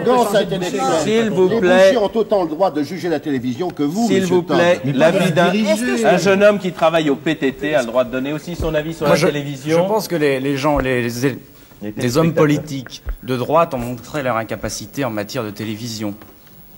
Et quand votre opinion. Si, quand les lecteurs de France Soir sont mécontents à 92% de la télévision. Ce qu'ils réclament en premier, ce sont des films et des variétés. Jamais une demande des créations, jamais des dramatiques. Et on dit, ils ont peur des émissions culturelles. Ils ne veulent pas regarder les émissions culturelles. Qu'est-ce que c'est? Mais nous avons donné beaucoup de films autrefois. Comment? On avait donné beaucoup de films autrefois qui ont été supprimés. On avait les dossiers de l'histoire qu'on a supprimés. Les dossiers de l'écran, vous voulez parler? Les dossiers de l'écran. On avait beaucoup d'émissions qui avaient été données. Les dossiers de l'écran existent toujours une fois par mois. Oh là, oui. Bon, mais c'est tout à fait normal. Ce qui est ennuyeux à la télévision, c'est la périodicité. Non, attendez, laissez-moi finir le tour d'horizon rapide des téléspectateurs. Monsieur Vauzel, que pensez-vous de cette nouvelle télévision? Est-ce que vous êtes catastrophé? Je pense qu'elle n'est pas si mal. Laissez-le parler. Mais laissez-moi parler. Bon. Ça ne m'étonne pas que vous la trouviez très mauvaise, étant donné que vous n'avez plus l'occasion. Non mais dialoguez pas avec M. Baumel, dites-moi vous ce que vous pensez. Moi je trouve que les programmes sont quand même meilleurs, il y a quand même de très très bonnes émissions, il y a des mauvaises émissions. Ce qu'on n'a peut-être pas assez fait, c'est axer une politique culturelle et sur la création, sur les dramatiques. Parce que les films, c'est bien, mais il y en avait 54 l'année dernière, en 6 semaines, et il y en a encore 54 en 6 semaines cette année, donc quand les gens se plaignent qu'il n'y a pas assez de films, il y en a assez de films. Bon, dites-moi une émission que vous aimez ou vous détestez dans la nouvelle télévision. On parle une émission qui est bien, c'est Les gens d'ici. On a supprimé l'émission L'Escargot, l'émission de Guy Lux, c'était débile, et on l'a remplacé par Les gens d'ici. C'était quand même un effort de création. Bon, merci. Attendez, Monsieur Bouchard, vous êtes libraire. Oui, libraire à Asnières. Je voudrais dire quelque chose qui m'a frappé déjà, avant de venir, dans les journaux, notamment un titre de 6 colonnes de François, après un sondage de VSD il y a peu de temps, 6 colonnes pour un sondage sur la télévision, après 6 mois de nouvelle télévision, parce qu'il faut quand même dire ça aussi, cette télévision, elle a été changée, à peu près septembre, et les nouveaux programmes ont commencé, je crois, début janvier. Or, 2 mois après les nouveaux programmes, on tire immédiatement sur la télévision. Bon. Alors j'ai peur qu'effectivement, il y ait une exploitation un petit peu suspecte. Alors écoutez, je ne peux pas résister, Monsieur Bouchard, je ne peux pas résister, je vous avais dit que je donnerais quand même quelques lectures. Permettez-moi maintenant alors de vous donner une petite lecture de la presse de ces 10 dernières années, ce sera très rapide, mais je voudrais vous dire que chaque fois qu'il y a une émission nouvelle à la télévision, voici comment elle est accueillie. Je vais vous citer pour commencer une émission très anodine, Aujourd'hui Madame d'Armand Jameau, pas une émission méchante. Bon, pour ou contre dans Télé 7 jours, le 35-70, c'est la nouvelle guerre des deux roses. Aujourd'hui Madame, attendue avec intérêt par toutes les téléspectatrices, déclenche depuis une semaine une véritable bataille de dames. Des extraits de lettres de lecteurs. Alléché par l'annonce d'une émission destinée aux femmes, je me suis installé. Fin de la lettre. Résultat, dès le lendemain, je suis revenu à la radio et à Mény-Grégoire. Autre lettre. Je vous tenais pour un journaliste intelligent. Vous venez, monsieur Jameau, de m'apporter la preuve du contraire en me servant un plat réchauffé sans saveur et en me prenant, moi, femme, pour une débile mentale. Vous voyez, c'est pourtant une émission très anodine. On peut pas comparer quelques lettres, monsieur. Ah ben, c'est pas des lettres, monsieur. Non, ce sont les articles de la presse. Actuellement, les Français. Attendez, je continue, monsieur Baumel. Pourquoi vous cachez la vérité? Non, laissez-moi terminer. Combat. C'est pas sur le plan politique, c'est un permettez, monsieur Baumel. Qualité des programmes. Je voudrais qu'on revienne à la qualité. C'est ce que je fais, monsieur Baumel. Pas la politisation. La qualité des programmes. Permettez, monsieur Baumel.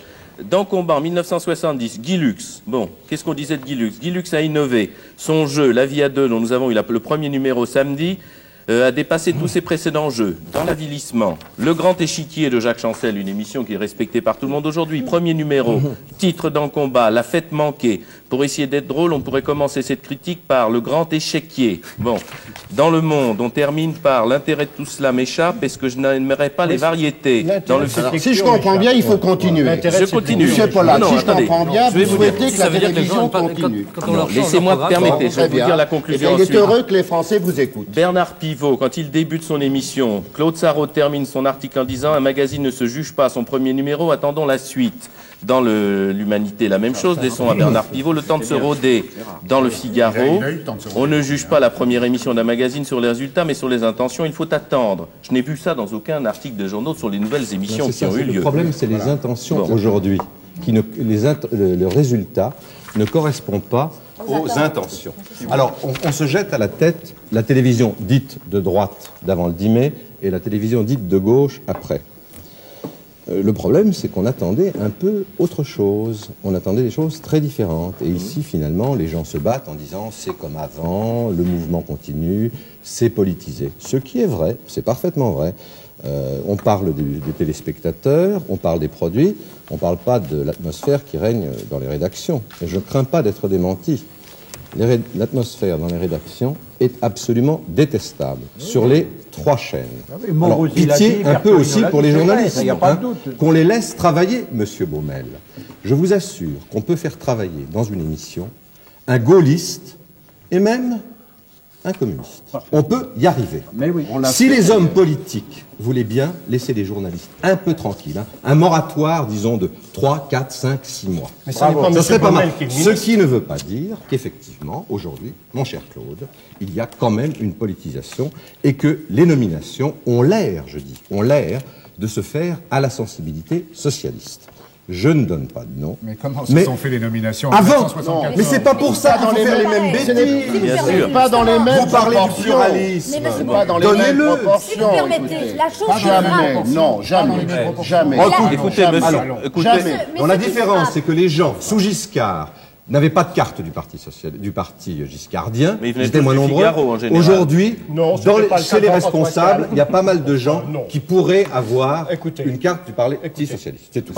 Oui. L'atmosphère est détestable, c'est tout. Pendant 3 ans, j'ai lu la chronique de télévision du Figaro Magazine sous Giscard. Je n'ai jamais mis les pieds dans une émission de télévision. Je peux donc vous dire qu'à cette époque-là, Jean-François Kahn était à la télévision et je l'écoute avec plaisir. Il n'y avait donc pas, ainsi que vous le laissez penser, un tel ostracisme pour les gens de gauche et un tel favoritisme pour les gens de droite. Je voudrais bien simplement... qu'on en revienne. Soyons pas naïfs, quand même. Un dernier mot, Bombardier. Oui. Denis Bombardier, parce que... Mais parlons de l'avenir. Vous ne m'avez pas fait traverser l'Amérique, quand même, pour que... Si vous permettez, je comprends que les hommes ont la voix plus basse, donc ils réussissent à s'imposer, mais si vous permettez. Voilà. Bombardier. Écoutez, ce qui arrive, et c'est ça le problème, c'est que et moi... Étant de l'extérieur, je peux dire des choses même que mes confrères d'ici ne peuvent pas dire. Parce que vous savez, quand on est journaliste de la télévision et qu'on veut faire de la télévision dans ce pays, si on parle trop, eh bien, ça nous crée des problèmes et on ne peut pas les travailler dans une autre télévision puisqu'il n'y a pas de télévision privée. Bon. Ce qui est frappant, c'est que on attendait autre chose, n'est-ce pas, de la télévision socialiste, ne serait-ce que parce que les socialistes ont dit qu'ils avaient la vertu de leur côté. J'aurais plus l'expression télévision socialiste. Mais ne serait-ce que parce que les socialistes ont dit qu'ils avaient la vertu de leur côté. Ce qui est frappant, c'est que les interventions gouvernementales, depuis que vous êtes au pouvoir, ont été constantes. Il y a eu des déclarations de... Ce n'est pas exact. Les journalistes à la télévision reçoivent des téléphones, les ministres convoquent des rédacteurs en chef. Mais enfin, voulez-vous des exemples? Vous qui avez étudié la télévision depuis 1975, voulez-vous me dire combien de coups de téléphone on recevait sous le précédent gouvernement? C'est pas un bon argument, ça, Claude. C'est pas un bon argument. Quand Mme Chesson convoque un rédacteur en chef de la télévision... Chesson, je me mélange. Elle est canadienne, elle a déjà beaucoup de toute façon, si vous demandez qui sont les ministres chez nous, il n'y en a pas beaucoup qui le sauraient. Quand Mme Cresson convoque un rédacteur en chef ou un directeur, je ne sais plus, il y a beaucoup de titres. Mais enfin, elle a convoqué. Quand l'ambassade du Mexique fait des pressions pour que le reportage ne passe pas et que le PDG vient en ondes pour dire que le reportage est effectivement subjectif et que ce n'est pas l'image du Mexique moderne. Quand le reportage est passé alors que sous le gouvernement Giscard, il n'était pas passé. Mais en le sens, c'est pire, parce que ce que le PDG a fait, c'est qu'il a tiré sur tous ces journalistes. Il a discrédité tous les journalistes qui sont à sa chaîne.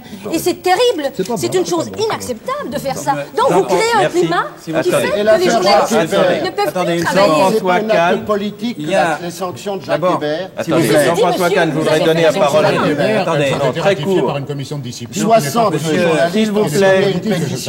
S'il vous plaît, Claude, on pouvait attendre une administration socialiste que de temps en temps, elle fasse ce que les Giscardiens n'avaient pas fait et qu'elle dise, en effet, sur la télévision, nous avons fait des gaffes. Et moi, j'aimerais que certains socialistes disent publiquement ce qu'ils disent en privé. Une télévision est libre dans un pays quand on ne change pas la direction de la télévision lorsqu'il y a un changement de gouvernement. Voilà, écoutez, s'il vous plaît. Merci Denis Bombardier. Claude Estier, un dernier mot. Puisque M.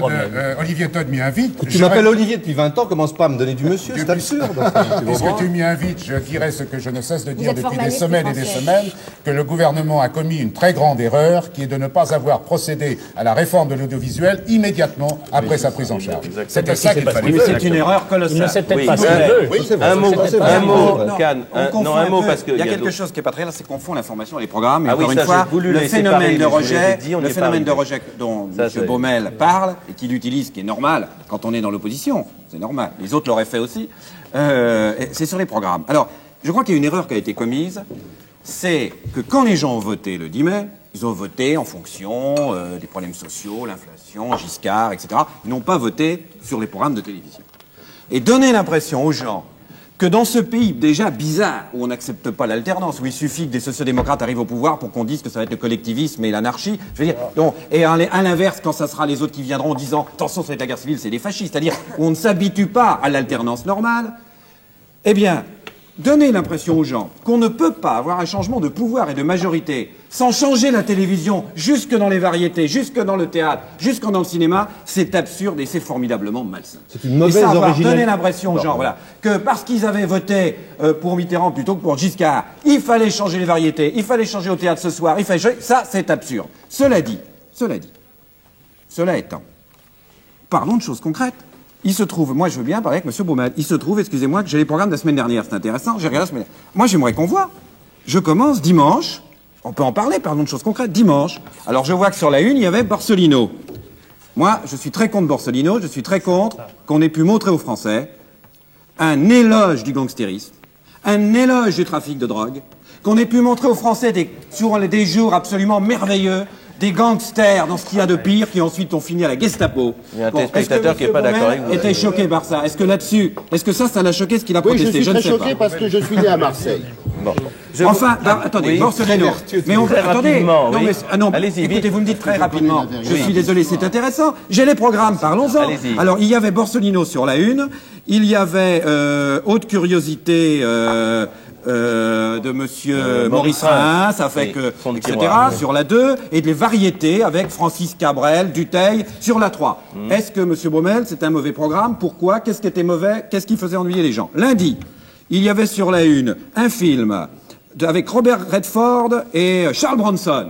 Sur la 2, La Calasse, intéressant. Et sur un autre film, sur la 3, d'espionnage. Qu'est-ce qui était mauvais, monsieur dites-nous. Et qu'est-ce qui était choquant?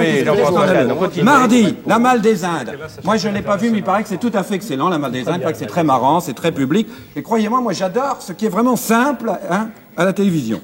Deux téléfilms, un téléfilm. Attendez, non, mais je suis comme ça. Allez, on finit ce programme. Non, mais il a voulu donner ce programme. Mais enfin, c'est concret. Non, une seconde. Mais c'est très concret. C'est quand même. Alors, je dis La Malle des Indes sur la 1, un téléfilm sur la 2. Comment c'est pas ça? Attendez, c'est de ça dont parle. Attendez, je voudrais que Pierre Desproges. Attendez, sur la 3, La Terre des Pharaons. Et après La Terre des Pharaons, le jour où la Terre s'arrêta. C'est-à-dire deux films ultra publics. Et on peut continuer. Alors moi je dis à M. Baumel, et on peut continuer. Concrètement, qu'est-ce qu'il attaque là-dedans? Qu'est-ce qu'il condamne? Qu'est-ce qui était mauvais? Qu'est-ce qu'il fallait pas faire? Allons-y, on va voir les choses concrètes. Vous voulez mes notes? Non, je voudrais profiter. Je voudrais que Pierre Desproges. Il faut qu'il réponde. Non, mais moi je voudrais vous donner les noms. Mais il faut qu'il réponde. Quelques mots. Alors, un mot, M. Baumel, mais je m'excuse, mais il y en a qui n'ont pas encore parlé. Moi je veux répondre au programme la semaine prochaine. La grille des programmes d'une semaine, ce n'est pas sur une semaine que des millions de Français ont fait leur jugement sur une télévision ennuyeuse, triste et monotone. C'est parce qu'effectivement, il y a un changement profond. Et je m'excuse de vous le dire, si cette semaine, il y a quelques films que vous signalez, malheureusement, c'était bien cette semaine, ça vous plaît, un là, grand cette semaine, nombre de films qui sont véritablement de très mauvais goût, de très mauvaise qualité, qui ont remplacé un certain... que vous disiez des choses précises. Oui, lesquelles? Est-ce que vous me permettez, M. Baumel, cette émission-là me paraît très politique. Un mot et des proches qui attendent la parole. M. Ferré, je vous permets de m'interrompre. Je vous remercie. Je voudrais dire un cas précis, qui est le cas de l'information. Un journal était complètement rénové, qui est Soir 3. On nous a dit que Soir 3 serait un journal ouvert. Les 5 premiers soirs de Soir 3, il y a une vedette chaque soir. Le premier soir, c'était le Premier ministre. Le deuxième soir, c'était le président de l'Assemblée. Le troisième soir, c'était Simone Veil. Le quatrième soir, c'était le ministre de l'Agriculture. Et le cinquième soir, Nobel Peace. C'est-à-dire 4 personnes de gauche sur 5. Est-ce que c'est représentatif de la France? Est-ce que c'est une ouverture? Voilà un cas précis sur lequel j'aimerais, M. Estier, que vous répondiez. De toute façon, je vous dirais qu'on ne juge pas sur 5 jours, mais juger sur un mois ou sur 6 semaines. Et bien sûr. Alors, les ministres, on en a marre. De gauche ou de droite, on en a marre. Les ministres à la télévision. Oui, bon. Ça c'est parfaitement exact. Les ministres à la télévision de gauche à droite, on en a marre. Oui, bravo. Les voyages, on est tout à fait d'accord. Même les voyages présidentiels, on en a marre. C'est pas de... On en a marre des querelles de doctrine. Vous voulez que je vous donne un exemple de quelque chose qui n'a pas changé? Quand M. Mitterrand va aller en Israël ou quand il va aller au Japon, on va avoir le droit, la semaine d'avant, un grand reportage sur le Japon parce que le président de la République y va. Je trouve ça scandaleux. Si on doit parler du Japon, on en parle un jour parce qu'il s'y passe quelque chose et pas parce que le président de la République y va. Et c'est la même chose sous Giscard et aujourd'hui. En tout cas, il y a une chose qui a changé, c'est que depuis 9 mois, Mitterrand est passé 2 fois à la télévision. Exactement. Pierre Desproges, une petite parenthèse. Moi, je voudrais mon droit de réponse à Jean-François Kahn, qui nous a servi les programmes de la semaine dernière. Moi, j'ai ici Télé 7 poches. Montrez votre couverture à la... À qui, là-bas? Voilà. Télé 7 poches, qui est un journal de télévision. Les programmes de la semaine prochaine sont beaucoup plus encourageants que ceux de la semaine dernière. D'abord, demain matin, à 9h30, il y a Orthodoxie, qui est une émission formidable où on ne voit pas M. Ferré, ni M. Baumel, ni M. Kahn. C'est la seule, il n'y a même pas Travolta. Dimanche après-midi, il y a une émission fantastique qui s'appelle Incroyable mais vrai, où le présentateur va montrer un cheveu de 5 cm. Mais c'est l'émission préférée des Français. Bah oui, mais c'est incroyable mais vrai, je sais pas si vous voyez. J'adore cette émission. C'est très bien. J'adore cette émission. On approuve chez les téléspectateurs, oui. Ensuite, lundi matin, il y a une très bonne émission sur TF1 qui s'appelle Les Visiteurs du Jour, d'Anne Sinclair. Alors, le thème, justement, est sur l'alternance. Anne Sinclair reçoit Daniel Gilbert. Ça promet d'être intéressant. Sur TF1, lundi, vous pouvez compter sur nous. C'est une nouvelle émission de Pierre Bellemare. Alors là, une dame qui demandait un chien aveugle depuis 10 ans. Si, c'est vraiment intéressant. Mais alors, on lui téléphonait de la mairie pour lui donner son chien aveugle, mais comme elle était sourde, elle n'entendait pas. Finalement, grâce à Bellemare, elle a un berger allemand qui n'arrête pas de la mordre parce qu'il est arabe. Mais enfin, ça peut être une bonne émission. Il faut faire une émission avec lui. Oui, lundi, le journal de 20h. Le journal de 20h lundi. Le journal de 20h lundi est exceptionnel. Il y aura une interview de Madame Annie Grangier, qui est présidente de l'association des femmes battues, qui viendra avec des photos d'Anne Sinclair et de Daniel Gilbert. Vous aurez également lundi toujours sur FR3, qui est une très bonne chaîne, une émission qui s'appelle Décrochage régional, je ne sais pas si vous avez vu. Et Rennes-Nantes présente une émission qui s'appelle Ecléo El Diezou Men O Dougoudou Doug Pilou Pilou Pouet Pouet. C'est une bonne émission aussi.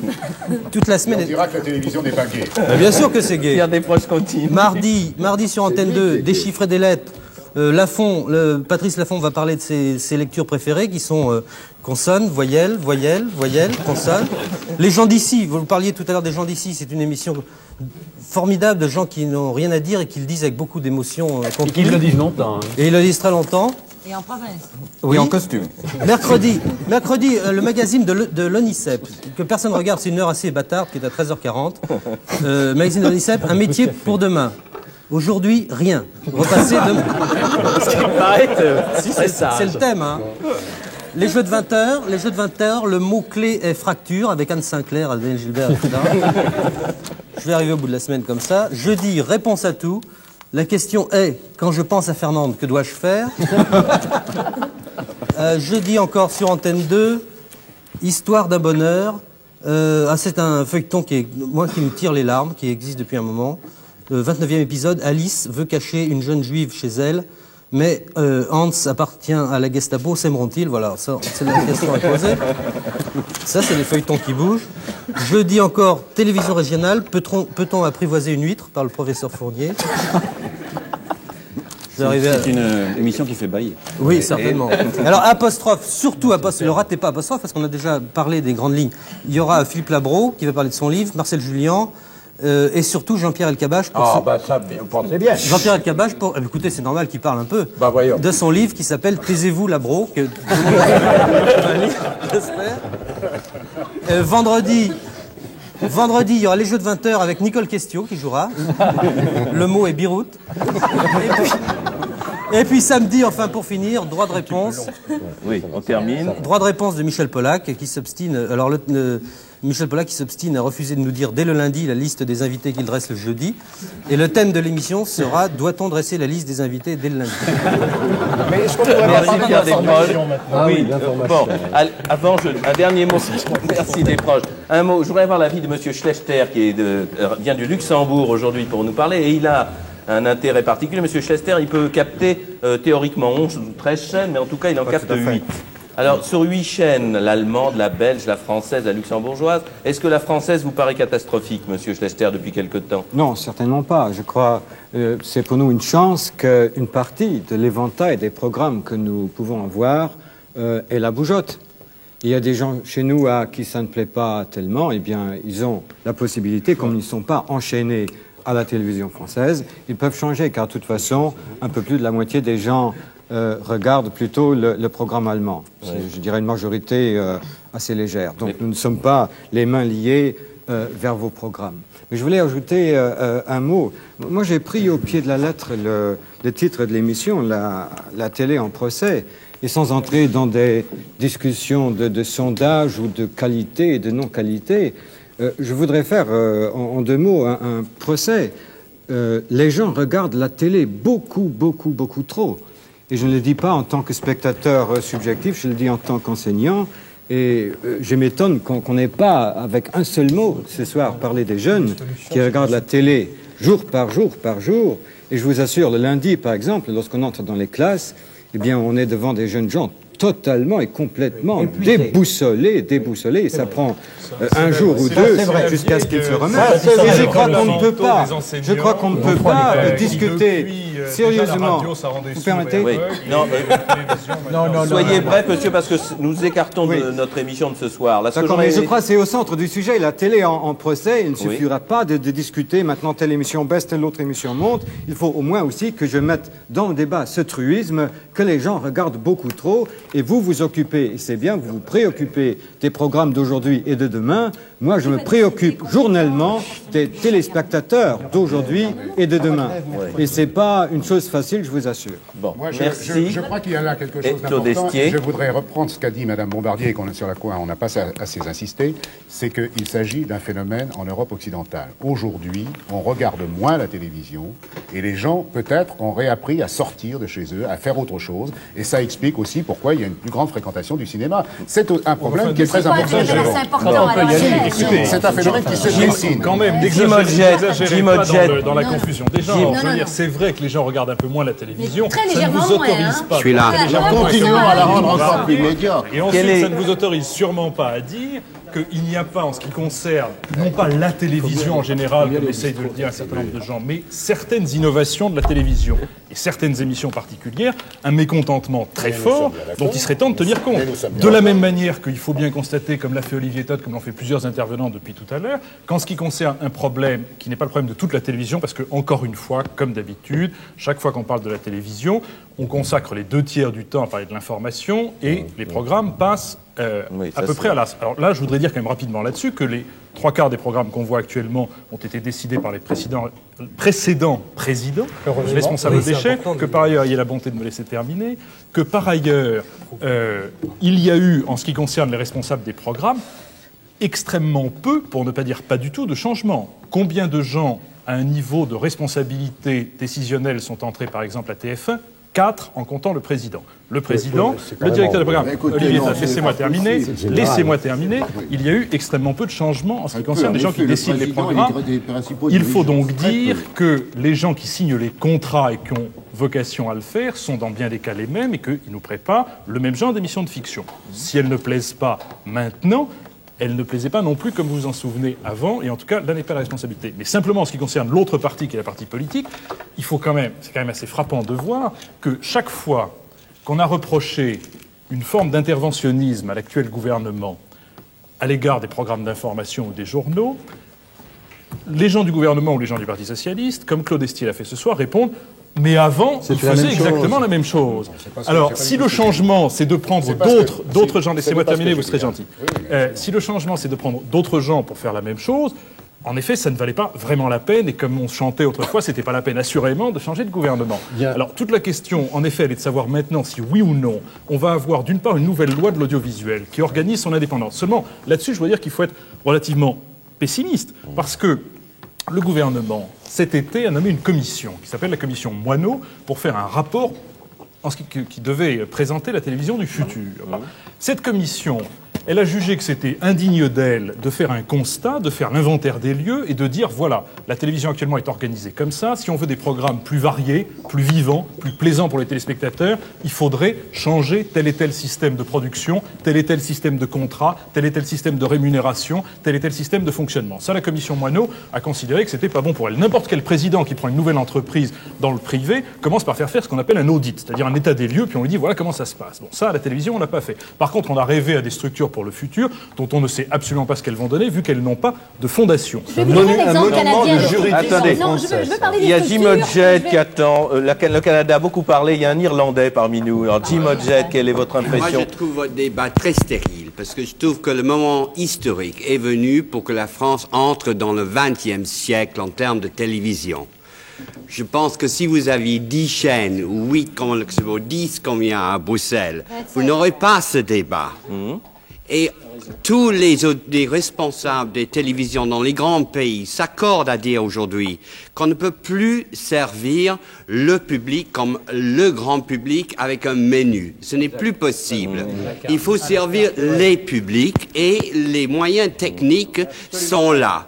Dans les autres pays du monde, les grands pays où on fabrique la télévision, il y a une évolution d'activités. Les gens en train de faire, de fabriquer, de se mettre ensemble pour faire des sociétés, de créer dans tous les sens. En France, on rentre en France et tout est bloqué. Personne ne peut rien faire. On a 25 possibilités de choix au Canada vous en avez 25. 83% du public québécois ne regarde que 3 chaînes de télévision et ils ont le choix de 25.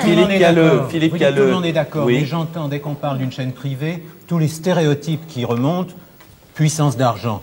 Il faudrait être raisonnable quand même, il faut savoir ce qu'on veut, il faut vendre, il faut vivre au XXe siècle. On ne va pas refaire le débat sur les radios libres, mais enfin quand même, je trouve ça hallucinant qu'à la fin du XXe siècle, on en soit encore à dire que c'est l'argent qui pervertit la télévision. Les autorités françaises peuvent très facilement augmenter le nombre de services offerts aux téléspectateurs sans pour autant quitter ce que vous appelez un monopole de diffusion, car il n'y a plus de monopole de programmation. C'est vrai, grâce aux radios bloquer une chaîne financée par la revient au sujet des radios libres.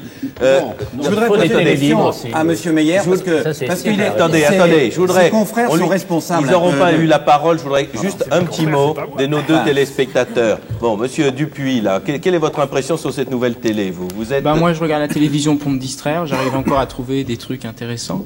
Et que, disons qu'il y a des choses qui ont disparu et je trouvais ça souhaitable, il y a des choses qui sont apparues que j'admets pas toujours. Mais dans l'ensemble, j'arrive encore à trouver mon bonheur devant la télé.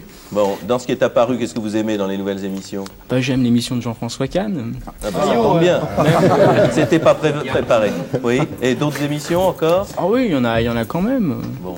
Enfin, vous êtes pas... Vous êtes qu'il aime la publicité, parce que ça, c'est resté au moins. Ah oui, la publicité, il y en a encore. Vous n'êtes pas catastrophé, en tout cas, par cette nouvelle télé? Non, pas encore. Bon. Et votre voisin, qui est un jeune chômeur, vous êtes étudiant, lui, est en chômage? Moi, je crois que le changement, c'était le samedi, on avait numéro 1. Maintenant, c'est le mardi, on a Formule 1+1. Voilà, c'est ça le changement. Puis le changement, c'était la politique. Alors avant, c'était la politique de droite, maintenant, c'est la politique de gauche. Je crois que ce qui a été intéressant... Les gens qui ont dit des choses intéressantes aujourd'hui, c'était pas tellement des politiciens, parce que j'ai souvent vu Anémone s'endormir quand il parlait, tandis qu'elle riait quand c'était plus drôle, quand ça a été de l'autre côté de la table. Là, c'était plus drôle, puis elle riait, parce que quand on parlait politique, elle s'endormait, et puis moi aussi d'ailleurs. Vous êtes déprogien, vous? Oui, un peu. Oui, c'est pas un défaut. Mais ça soigne. Anémone, c'est vrai, ça, vous aviez envie de vous endormir, la politique, ça vous intéresse pas? Et la télé, qu'est-ce que vous en pensez? Alors Anémone, il faut rappeler tout de même qu'Anémone, en ce moment, est l'héroïne d'un film comique, et on a bien besoin de rire en ce moment, puisque tout le monde le dit. Un film qui s'appelle Ma femme s'appelle Revient. Et c'est vous, la femme? Non, moi je suis celle qui... Celle qui repart? Je suis celle qui vient et qu'on n'attend pas. Ah bon. Et qu'est-ce que vous en pensez de la télé, vous, en tant que comédienne? Mais moi, je regarde pas tellement la télé, parce que j'ai la chance de bien aimer parler à mon Jules à l'heure du dîner. Et puis après, il n'y a plus rien. Et puis, alors, donc, je vais au cinéma. Oui, voilà. Parce que je préfère le cinéma parce qu'au cinéma, il y a 700 films par an. Alors c'est vrai qu'on a beaucoup plus de choix et qu'il y en a pour tous les goûts. C'est vrai qu'il y avait aussi une chose, Anémone, c'est qu'il n'y avait pas une politique très sérieuse pour les jeunes comédiens. Jusqu'à ce que vous soyez une vedette, on ne vous proposait rien. Oui, mais ça, je crois que c'est pas nouveau, ce truc-là. Parce que à l'époque où je faisais ce qu'on appelle le couloir de la honte, qui est... c'était du temps de l'ORTF, quand j'étais... C'est ici, ce que vous appelez le couloir de la honte? Oui, vous savez, c'est le couloir où il y a tous les bureaux de metteurs en scène. Et où les comédiens attendent. Oui, et où les comédiens viennent frapper aux portes, comme ça, on vous regarde, on dit « Oh non, la tronche qu'elle a », et tout, bon, au revoir. Et je veux dire, c'est vrai qu'il ne régnait pas là-dedans une ambiance révolutionnaire, ni rigolote, ni décoincée, ni bon.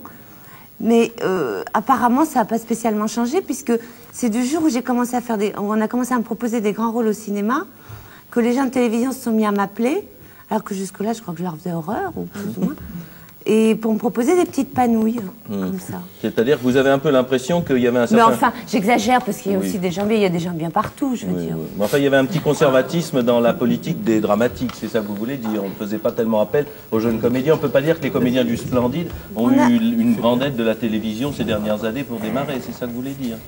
Oh non, c'est après qu'ils ont démarré que la télévision s'est branchée dessus. C'est ce que je dis, c'est ça. Mais c'est l'esprit de contradiction. Non, mais c'est un petit... Ça donne l'impression de... J'y connais rien, hein, je veux dire. Bon, Mais Monsieur le Président Pollack. Si nous parlons de l'information... Monsieur le Président Pollack, est-ce que je pourrais dire un mot des critiques de télévision? Un mot, est-ce que vous permettez? Non, les critiques de télévision. Il y a quelqu'un qui... Monsieur Beauzel a une phrase très claire. Monsieur Beauzel, qu'est-ce que vous en pensez? Dans les nouvelles littéraires, il y a quelqu'un qui a écrit que c'était des clowns. Moi, je dirais carrément des guignols. Parce que vraiment, ils ont écrit n'importe quoi, Écoutez, se contredisant tout le temps. Jean-François Kahn. Personnellement, il m'a dit que j'étais un démagogue. Je disais, c'est vrai, j'aime le théâtre de boulevard. J'aime les films avec Jean Gabin. J'aime les films policiers. J'aime les variétés avec Mireille Mathieu. C'est mon goût, c'est comme ça. J'aime ça. Donc, vous ne trouverez jamais sous ma plume une ligne où j'ai dit il faut une télévision plus culturelle, plus didactique. Je ne l'ai jamais dit. Mais d'autres l'ont dit. Et je les ai lus. Ils l'ont dit. Ils ont critiqué les variétés à plumes. Ils ont critiqué le théâtre de boulevard. Ils ont critiqué beaucoup de critiques de gauche. Pas que des critiques de gauche. Et à coup, quand sous leur influence, on a commencé à faire une télévision un peu différente, un peu plus culturelle, comme vous diriez, un peu culturelle, comme vous diriez. On les a vus se retourner complètement et détruire ce qu'ils avaient adoré, et dire le contraire, et massacrer avec vraiment l'irresponsabilité de celui qui est dans son fauteuil, et qui d'ailleurs, pour certains, ne sont pas venus ici, je suis surpris, je croyais les voir ici. C'est tellement facile, derrière son fauteuil. Où sont-ils? Où sont-ils? Je les vois pas. Bon, eh bien, ces gens-là, ils ont changé d'un seul coup avec une démagogie incroyable. Ils disaient, nous voulons de la culture, nous voulons des concerts, nous voulons de l'opéra, nous voulons des grandes pièces. On leur fout du Giraudoux, on leur fout, ah, c'est ennuyeux, etc. Et un dernier exemple, Douglas, il a fait il y a 3 semaines, hein, Monsieur Ferré. Je crois qu'on est d'accord sur un certain nombre de choses. Il a fait une émission, Pierre Douglas, fantastique. Où il y avait, vous êtes d'accord, où vraiment c'était en même temps culturel et on s'ennuyait pas et on passait une soirée formidable. Vous l'avez vu. Pas une critique le lendemain, monsieur. Oui. Pas une critique dans la presse. Est-ce que vous croyez que c'est raisonnable? Est-ce que c'est responsable? Mais vous avez terminé cette émission sur la télé en disant que le problème de la télévision dans ce pays, c'est le problème des critiques. Non, il y a un problème. Il y a eu des... Non. Il y a eu énormément de nouvelles émissions et j'ai demandé à tous les producteurs, il n'y a pas eu de critique. Il y a des nouvelles émissions dont on n'a même pas parlé. Et ça, tout le monde s'en plaint. Et je voudrais vous dire que, justement, ce qui est très comique, c'est que lorsqu'on lit face au public en 1971, le public se plaignait. Les émissions culturelles sont trop tard. Hein. Bon, maintenant, on se plaint, elles sont trop tôt. Bon, les téléspectateurs disaient pourquoi avait-on supprimé les 5 dernières minutes en votre âme et conscience, la caméra explore le temps. C'est-à-dire que depuis des années, chaque fois qu'on supprime des émissions, les gens se plaignent. Donc si on n'en supprime jamais, on n'en fera jamais de nouvelles parce que les chaînes ne sont pas extensives. Il y a peut-être un faux problème de concurrence. Moi, j'ai pas l'opinion arrêtée, mais je me demande si, par exemple, si les directeurs de chaînes s'entendaient un petit peu entre eux et faisaient ce que font les gens en Angleterre. La BBC a beaucoup de défauts, mais c'est une vieille dame qui a fait ses preuves.